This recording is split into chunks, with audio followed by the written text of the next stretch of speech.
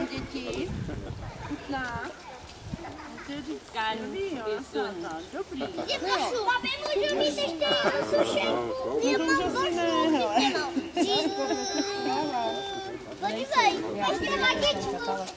Ještě vodičku, no, a vločky, když budeš jíst do Honzy, tak ti porostou vlasy. Ještě vodičku. Tak já mám také ještě vodu. Máme.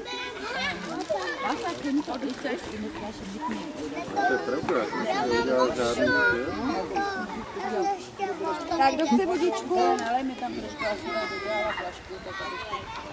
Ale mám ji furt tak tam furt já. Du mit der roten Mütze, gib mir mal dein Papier. A vy víte. Eine Rotkäppchen, ja? Ne.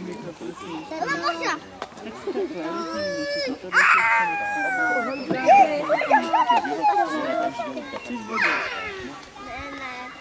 Nekazte si ty kelímky, nebudu vám nikdy přidat vodičku, když budete chtít. Tady. No a dojezte, dopijte a asi vyrazíme. No na procházku do lesa. A já si když jsme se koukali na takovou... No hrát si už nebudem, seď Honzo.